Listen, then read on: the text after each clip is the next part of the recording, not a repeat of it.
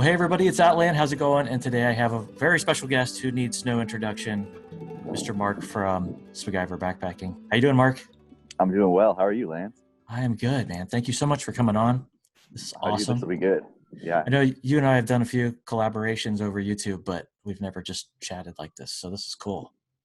Yeah, we haven't gotten out on a trip or anything, man. That's one of the things, you guys up there, I need to get up there and get out on a trip. I've gotten some trips up in that area, just not with anybody. Yeah, so. You've been to Zaleski before, right? Or somewhere? Yeah, I did Zaleski. I wanted to get out to Wayne the last time I was up there, but didn't make it. And then I know a lot of you guys go down to Red River Gorge quite frequently, and that's somewhere I've talked recently about. That's definitely a place I still want to get to. Well, if you come up here, man, and we'll definitely go to the gorge, that would be awesome. Nice. Not like this week since it's closed. Yeah, there's that. So how you doing with all this coronavirus garbage, man? How's So I'm still working. My job's deemed essential because we're affiliated with the military and DoD. All of our stuff is still going. I mean, we're still flying missions. We're still doing stuff. So we've got to keep going. We've really moved to working from home, which has actually worked out really well. It's been nice. The kids being out of school, that's been interesting. That's been the tough part with my oldest son being a senior. That's been one that's been kind of weird. Yeah, that's a shame. It's like your senior year is like your best. Mm-hmm. And to have that kind of taken away, it's rough. Yeah. So how do you think this is going to play out with the hiking community? It's like, I know you canceled a trip. I had to cancel a trip. Yeah, it sucks. I mean, it sucks right now, but I think you and I did the right things. Jumping on a plane. My wife has type 1 diabetes. I've got 3 kids. Jumping on a plane with the possibility of picking something up with somebody that's been traveling from somewhere else, because I'd be flying through Atlanta, and Atlanta is one of the like 5 or 6 places that people are allowed to come in through to get into the U.S. So I don't know that it would have been a smart thing for me to do. Now I've heard from other people that the airports, even Hartsville out at Atlanta, is a ghost town. But I don't know, man. I just decided it wasn't worth it. Yeah, you can get a real good deal on a flight right now if you. Oh yeah. If you want to cruise, man, cruises are ridiculously cheap. They're paying you to go on them now. Yeah, I think I saw like a 7-day Carnival cruise to the East or West Caribbean was like $40 a night per person. Oh my gosh! I mean, that is, and all inclusive. Like they're throwing the wine packages, the beer packages in Wow. with it just to get people on there. They're like, please. No. Nope. I've been on a cruise once a long time ago. I don't know if I'd do it again. I enjoy them, but not right now. Yeah. Oh man. So, well, anyway, things will get back to normal. It's just they will. Tough. They will. I think the hardest part for people is, around here they've been telling us, it's okay, go outside, spend that time outside. And then so many people went outside, and then they're like, oh wait, too many people are outside again, and then they got to start closing parks. And so they just closed the Red River Gorge, I guess, because there were so many people on the trail. Like you couldn't be 6 feet away from people because there were so many people out. So they just shut it all down. So yeah. I mean, right here. So I'm in my backyard, and right here, literally 10 feet from me on this side, there's a trail that runs we back up to a park. And there's about 5-6 miles of paved walking trails. My wife and I like to go out and walk those. We went out the other night, and I've never seen that many people out there. I mean, it's usually we see a couple of people out jogging. There were so many people out there. It wasn't funny. So we've stopped going until it's dark. I mean, we throw the headlamps on and go because you can't maintain the 6 feet. You can't do social distancing, and that they're not, because there were groups of 10, 15 people out there walking. So they're not doing the right thing. They're not practicing what's going to keep us safe. And I think until people really realize it and get it, the spread's not going to slow. I agree. I mean, it just keeps getting worse. I mean, every day after day, we're seeing more and more cases. I mean, the numbers continue to climb. It's not, you know, it's not slowing down.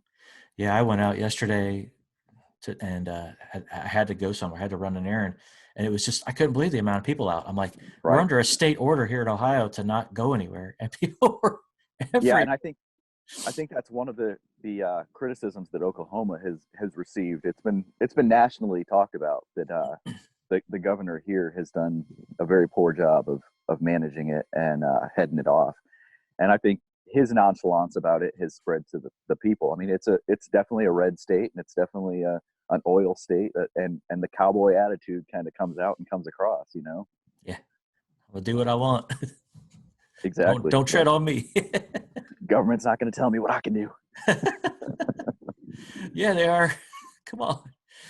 All right, man. Well, hopefully, maybe if something good will come out of this, maybe people will get more into the outdoors and realize, hey, man, I've been missing this, and stay out there, you know? Yeah, that or they're going to get out and they're going to walk for 3 or 4 days. They're going to get sore and say, hey, this is why I haven't hiked in 10 years. Yeah, that too.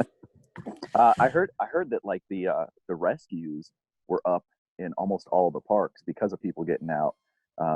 So I don't know. That's another thing to consider is, you know, we need to keep the hospital beds open for the people that are sick, and not for somebody that's twisted their ankle or broke their leg. That's a really good point. It's like, you know, if you go out there, you risk, you know, with any activity, you risk getting hurt. And like you said, you know, people have to take away from those activities to help you. So now I think for those of us that are experienced and do this quite often, I think that once things settle down, getting back into our rhythm, our own routine, and getting out in the woods, I think sanity wise, it's going to help all of us. Mm-hmm.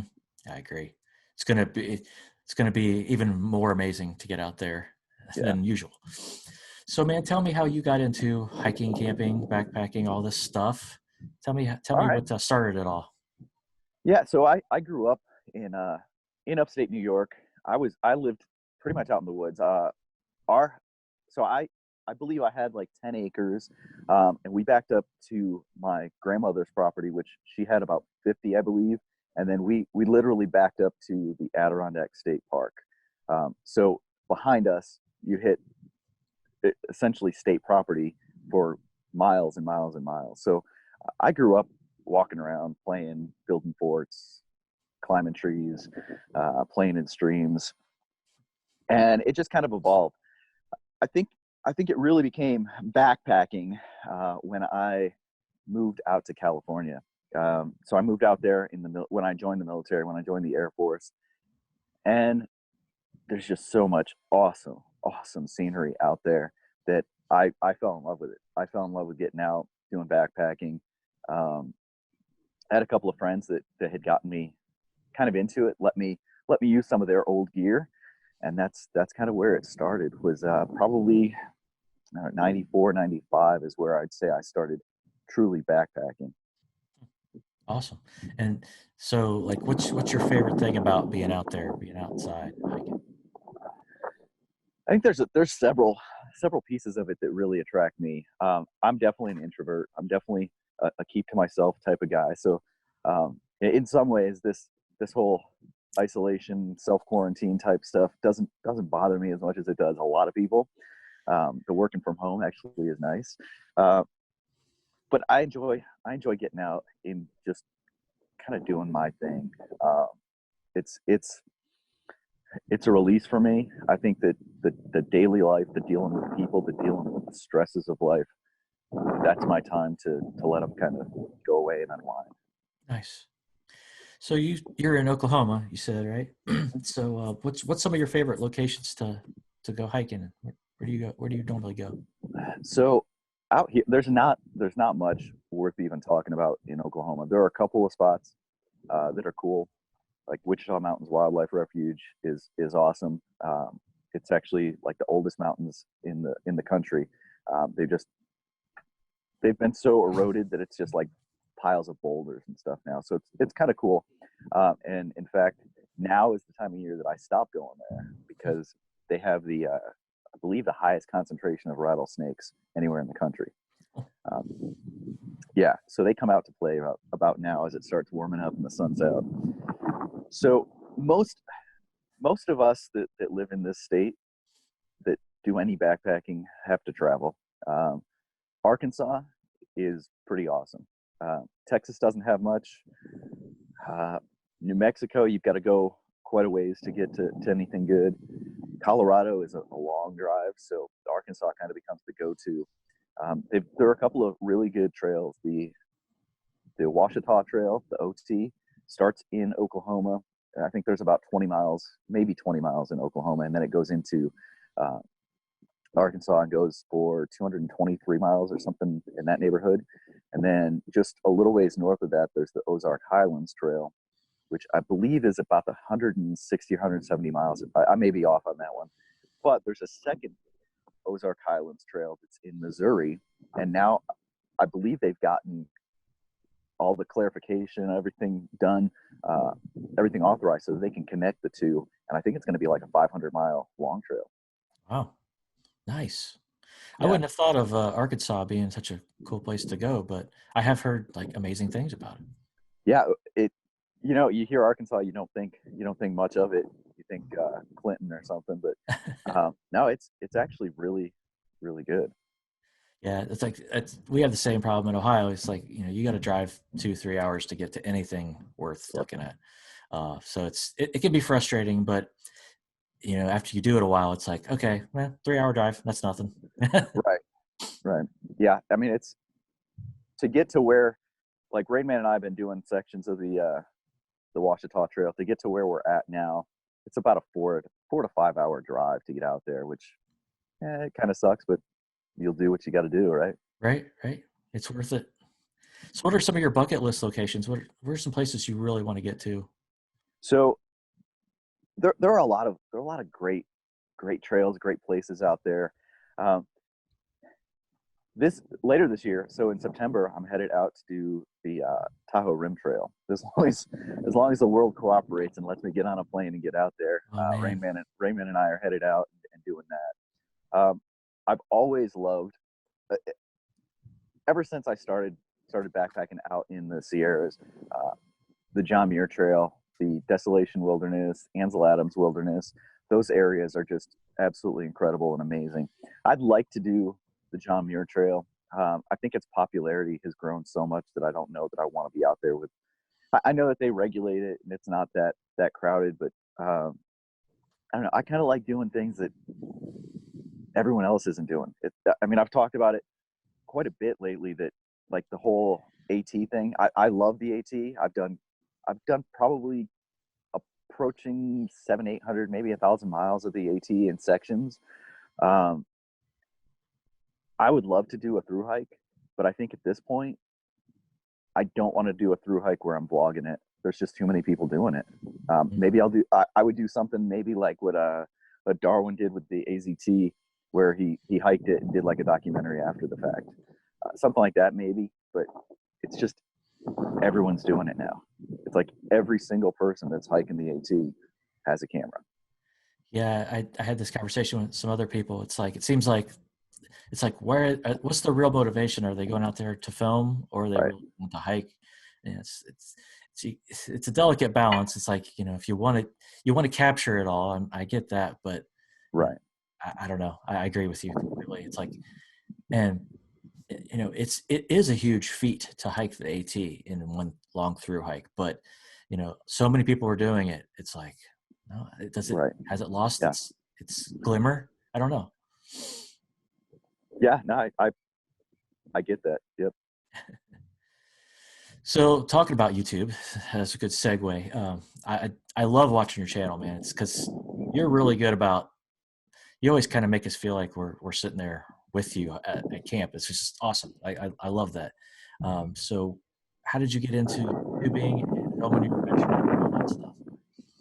So it started on, so I used to do a little bit of YouTube back when I was doing the cycling coaching thing.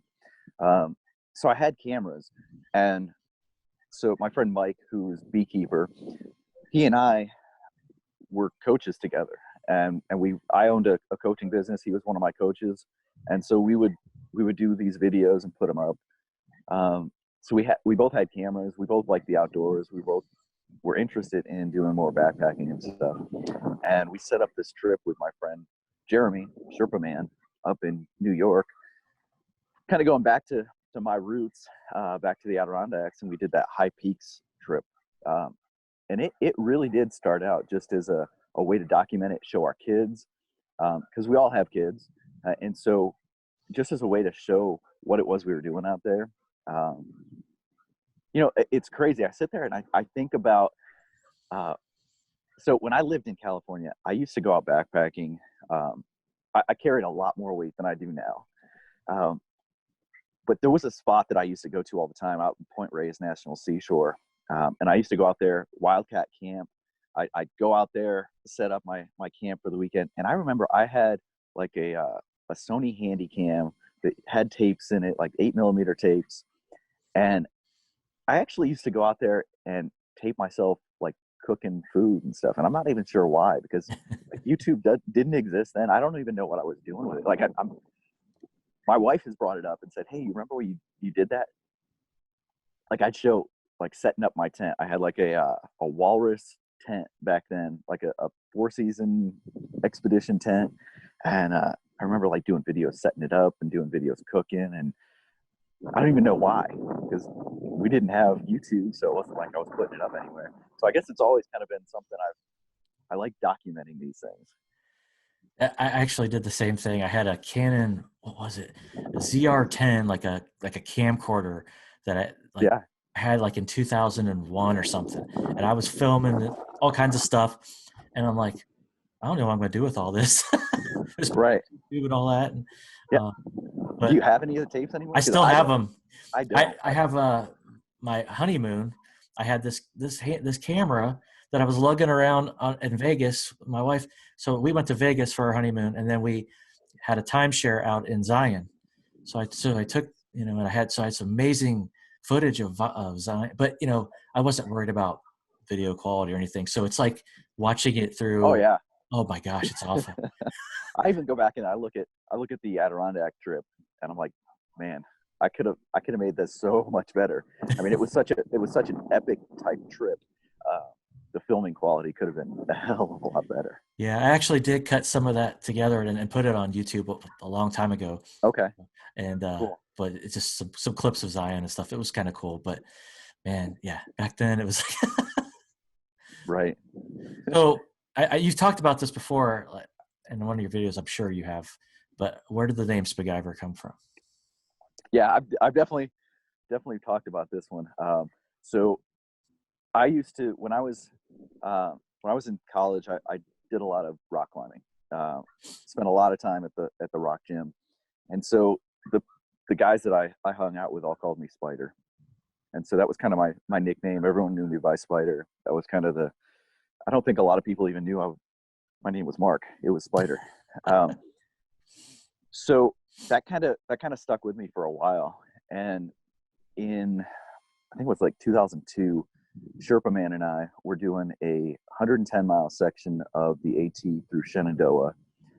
And we were doing it to raise money for diabetes. Diabetes has affected my family. Little did I know my wife was going to end up being diagnosed with being type 1. So it's even more affected me recently, but you know, it's always affected my family. So we wanted to do something. So we did a charity hike, and we raised money and went out and did this, got sponsors, and cool side story to that is ULA, before it was owned by the people who own it now, was one of our sponsors, and I had a prototype tent that they had made that I took on that trip. It was really, really cool. I wanted them to make it, and they ended up not making it. So, but so we went out, we did that trip, and yeah, that was I don't even remember what the question was now. Oh, where'd the name Spiguyver come from? Yeah, there you go. So while we were on that trip, man, while we were on that trip, we were at one of the shelters, and I had an MSR pocket rocket, the original one, and we had just resupplied. My parents were supplying us kind of resupplying us up and down. And so we grabbed new food, and we were carrying the small canisters, and went to use a canister, and it wouldn't mate. So the screw part of the top of the canister was actually like too long, and so the pin on the bottom of the stove wasn't mating, and so no pressure was being released, so no fuel was coming out. So I went behind the shelter and tried smashing the top of it to get it to be closer. It didn't work, so I started shoving stuff inside of the top of it, got it to where it was releasing fuel, screwed the stove on, and cooked our dinner. And one of the guys in the shelter said something about me being MacGyver, and then Jeremy kind of smashed the two together and made Spiguyver, and it's been that ever since. That's awesome. That's become your whole brand, man. It has, yeah. The spider and your logo. That's pretty cool. Yeah. It's a good story. So, as Spiguyver, you something I've really admire about you and your channels. You do a ton of collaborations with vendors. So, tell us how you do these, how you develop these relationships with these vendors and get these prototype gear and stuff like that. I'm lucky. So it's kind of evolved. It started with Dutch. And I mentioned that in the beginning of the Banyan Hammock review. I was just a no-name, small little channel, and because I was doing hammock stuff, Dutch reached out at one point and said, "Hey, I've got this new prototype. I've got it in the hands of about 6 different people," and I think at the time it was Syntax, Syntax, Shug. There were a few other people that had it, and he was like, "Hey, do you want to test this thing out?" It's like, yeah. Free gear, absolutely. And that's kind of where it started. I've just kept a close relationship with a lot of the vendors, and I try to make sure that I advertise them, and I think that they do a really, really good thing for our community. You know, the hammock backpacking community is actually a pretty small community, and these guys actually get out to the hangs. They get out to meets. They get out and they're at trail days, and they're there. They've got a presence, and they're talking with people. And it's not just reps there. It is the owners of these companies that are out there. And I think it's, especially in times like right now, I think it's on all of us to really help them out and support them. They've done a lot for us, and we need to do the same for them. Yeah, that's a good point. How do you think this is going to fare for a lot of our favorite cottage vendors? I think most of them will probably be okay, as long as this doesn't go on for too awful long. I think that the ones that are just kind of getting into it now may have a little bit more trouble. People that had stock or had supplies where they can keep, and that may actually be the difference for some of the small guys, is if they had stock and they're able to keep working, because a lot of them are doing it from home, so they aren't really a company that needs to be shut down. In the times where these big guys are shut down because they can't bring employees in, I say big guys, I'm talking about like UGQ and right. And Dutch and Dream. I know that Randy, Indiana are still down in the basement doing stuff themselves. They're still making hammocks. Yep. But once they run out of supplies, I don't know if Ripstop is going to have supplies and people to ship stuff out. I don't know how that's all going to work out. Yeah. So those little guys may have an opportunity to keep making from their basements or from their garage or wherever they're doing it and get stuff out. Something I noticed last night, I was scrolling through Instagram, and a bunch of them they switched over to making masks. So they're still contributing to the effort, and they're still working. And I just thought that was awesome. There's quite a few that are doing that. I think who was it? Melanzana's doing it. Warbonnet, I think, is doing it. I know Cedar Ridge was doing it. A couple Ridge. Other people. John Rammel from Trailheads was doing a little bit of that as well. Yeah, that's just awesome. And I think this might give some of these companies an opportunity to kind of reinvent themselves and maybe learn some things, and hopefully they all come through. I'm trying to support as much as I can. You know, it's hard when, you know, I'm fortunate enough. I've got a job, and in fact, I'm busier than I've ever been right now. But there's a lot of people who are really uncertain about their jobs. They're afraid to spend money, and you know, it's like you want to support these vendors, but it's scary. You know, it's right. I mean, you've got to take care of yourself and your family first and foremost. I mean, and that's where this whole thing could really blow up and get crazy. Is when people can't take care of their families. That's when bad shit's going to start happening. Yeah, absolutely.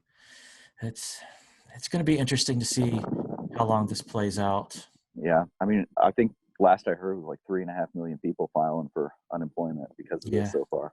Yeah, and I just heard some numbers yesterday.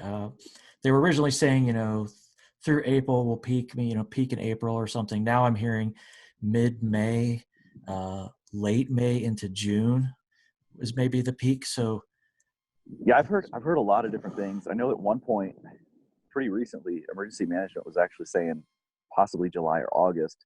And if it goes that long, that's going to be serious damage to a lot of people. Yeah, I just had a new coffee shop open up right down the street from me, and they'd only been open like 2 months. Yeah, that's rough. rough. They just announced on Instagram last night, they're like, we're closing our doors. And I was like, dang it. I think I went there like twice, and they had such good coffee. It's like, I knew it was going to happen though. I was like, there's no way they're going to survive. As soon as they said we're not opening our doors anymore, because they were doing like a carry out of coffee, and then they stopped that, and now they're like, we're shutting our doors. And I'm like, oh my gosh. Yeah, a lot of people are going to be affected. You know, I'm in the aviation industry, and looking at the airlines, you know, this has been worse than 9/11 was for them in many ways, and already some of the smaller ones have had to close their doors completely and won't be opening up when it comes back on.